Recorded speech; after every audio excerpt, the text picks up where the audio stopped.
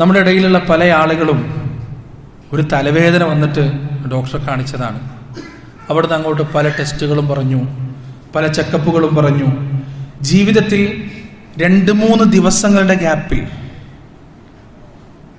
നെഞ്ചു നിവർത്തി തല ഉയർത്തി മൈഷത്തിന് വേണ്ടി ഓടിപ്പാഞ്ഞ് നടന്നിരുന്ന മനുഷ്യർ ഒരു 2-3 ദിവസത്തിൻ്റെ ഗ്യാപ്പിൽ ക്യാൻസർ രോഗികളായി, അല്ലെങ്കിൽ വേറെന്തെങ്കിലും മാറാ രോഗങ്ങൾ ബാധിച്ച് കട്ടിൽ, ആദ്യം വീട്ടിലും പിന്നീട് വീടിൻ്റെ ഉള്ളിലെ റൂമിലും പിന്നീട് കട്ടിലിലും പിന്നീട് ഏതെങ്കിലും ഹോസ്പിറ്റൽ ബെഡിലും അങ്ങനെ തന്നെ സായൂജ്യമടയുന്ന ദിവസങ്ങളും മണിക്കൂറുകളും കൊണ്ട് മനുഷ്യന്റെ വിധി മാറി മറിഞ്ഞു പോകുന്ന എത്രയോ സംഭവങ്ങൾ നമ്മൾ കേൾക്കുന്നുണ്ട്. പ്രിയപ്പെട്ടവരെ, നാളെ എന്താണ് പടച്ചോൻ നമുക്ക് വേണ്ടി കാത്തു വെച്ചിരിക്കുന്നത് അറിയില്ല നമുക്ക്. നിനക്ക് നാളെ എന്ത് സംഭവിക്കും നിനക്കറിയില്ല.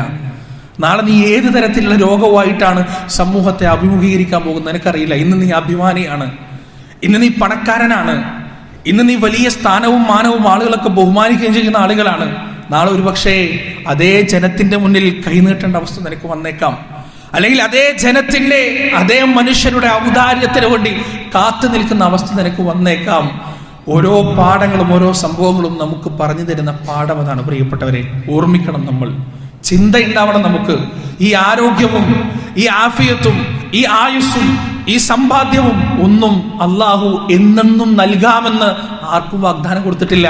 പടച്ചോൻ ഉദ്ദേശിക്കുമ്പോൾ അത് തിരിച്ചെടുക്കും.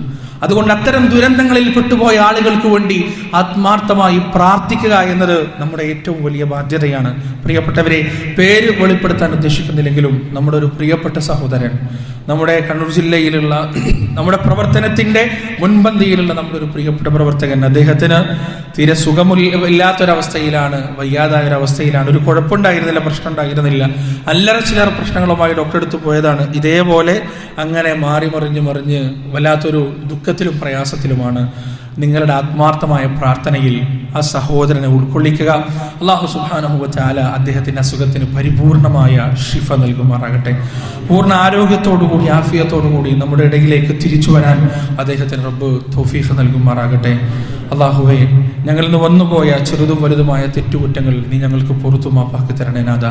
ഭയാനകവും മാരകവുമായ രോഗങ്ങളിൽ നിന്ന് ഞങ്ങൾക്ക് നീ മോചനം നൽകണേ റബ്ബേ. ഞങ്ങൾക്ക് നീ വിടുതൽ നൽകണേ നാഥ. ജീവിക്കുന്ന കാലം ആരോഗ്യത്തോടെ ആഫിയത്തോടെ മറ്റുള്ളവർക്ക് ഭാരമാവാതെ മറ്റുള്ളവർക്കൊരു ശല്യമാവാത്ത രൂപത്തിൽ ജീവിക്കാനുള്ള തൗഫീഖ് നീ ഞങ്ങൾക്ക് നൽകണേ നാഥ. അവസാനം നിന്നിലേക്ക് പിരിഞ്ഞു വരുന്നതിന്റെ തൊട്ട് മുൻപുള്ള നമസ്കാരം വരെ 2 കാലിൽ നിന്നുകൊണ്ട് നമസ്കരിക്കാനുള്ള തൗഫീഖ് റബ്ബേ നീ ഞങ്ങൾക്ക് നൽകണേ നാഥ.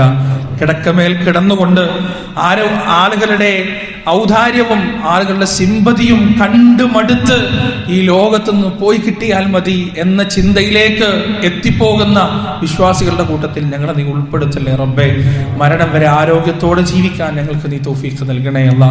മരണം വരെ ഇബാദത്തുകളിൽ കുറവില്ലാതെ ജീവിക്കാൻ ഞങ്ങൾക്ക് നീ തൗഫീഖ് നൽകണേ അതാ. അവസാന ശ്വാസം വരെ ലാ ഇലാഹ ഇല്ലല്ലാഹ് എന്ന വഹ്ദാനിയത്തിന്റെ കലിമത്തിൽ ഒരു തരത്തിലുള്ള വെള്ളം ചേർക്കലുകളുമില്ലാതെ, ഒരു തരത്തിലുള്ള മായവും കലർന്നു പോകാതെ, കലർപ്പില്ലാത്ത തൗഹീദിന്റെ വക്താക്കളായി ജീവിക്കാൻ ഞങ്ങൾക്ക് നീ തൗഫീഖ് നൽകണേ നാഥ.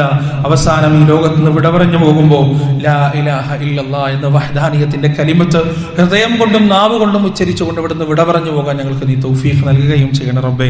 അല്ലാഹുമ്മ അഇസ്സൽ ഇസ്ലാമ വൽ മുസ്ലിമീൻ വഅദിൽ അശ്ശിർക വൽ മുശ്രിക്കീൻ. അല്ലാഹുമ്മ ഗ്ഫിർ ലിൽ മുഅ്മിനീന വൽ മുഅ്മിനാത്ത് വൽ മുസ്ലിമീന വൽ മുസ്ലിമാത്ത് അൽ അഹ്യാഇ മിൻഹും വൽ അംവാത്ത് ഇന്നക മുജീബു ദഅവാതി യാ ഖാദിയൽ ഹാജാത്ത്. റബ്ബനാ ളലംനാ അൻഫുസനാ വഇൻ ലം തഗ്ഫിർ لنا وترحمنا لنكونن من الخاسرين. ربنا آتنا في الدنيا حسنة وفي الآخرة حسنة وقنا عذاب النار. ربنا تقبل منا إنك أنت السميع العليم وتب علينا إنك أنت التواب الرحيم. وصلى الله على نبينا محمد وعلى آله وأصحابه ومن تبعهم بإحسان إلى يوم الدين.